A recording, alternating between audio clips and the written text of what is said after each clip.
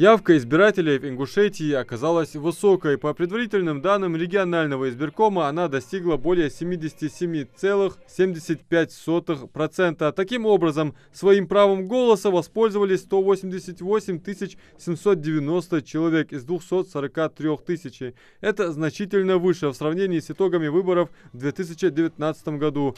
Единый день голосования в регионе прошел действительно на высоком уровне. За 485 мандатов боролись 1056 человек. Кандидатов выдвинули 4 политические партии: «Единая Россия», «Справедливая Россия», «Патриоты за правду», ЛДПР и КПРФ.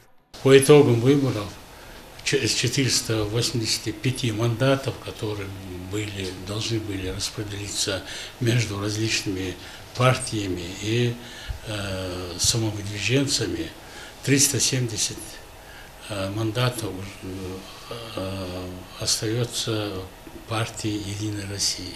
Так, за партию «Единая Россия» проголосовало 58,9%. За «Справедливую Россию», «Патриоты за правду» избиратели отдали 8,44%. 22 мандата у КПРФ. За них отдали голоса 4,64% избирателей. 3,6% за ЛДПР. У них 8 мандатов. За самовыдвиженцев проголосовали 11,57% избирателей. У них 35 мандатов соответственно. Это говорит о том, что выборы прошли честно, справедливо и объективно, без каких-либо нареканий. А уровень политического сознания наших избирателей предельно высок, отметил Магомед Тумгоев. Глава тоже по всем практически нашим населенным пунктам.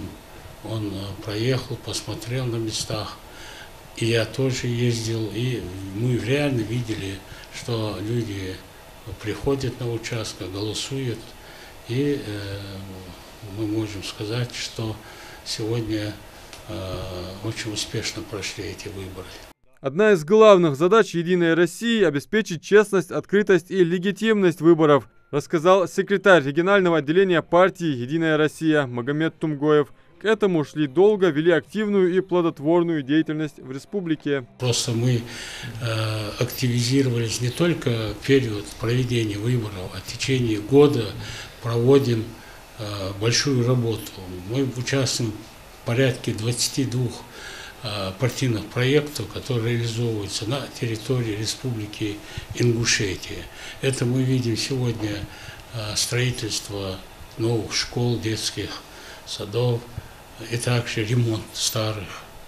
Это все делается по линии партии «Единая Россия». Поэтно наши избиратели видят реальные дела, есть реально реализуемая программа, народная программа партии «Единая Россия». Она была доведена до каждого населенного пункта, практически, что реально будет делать там и в дальнейшем, и что сделано. Поэтому люди сегодня пришли и проголосовали подавляющее большинство за партию «Единая Россия».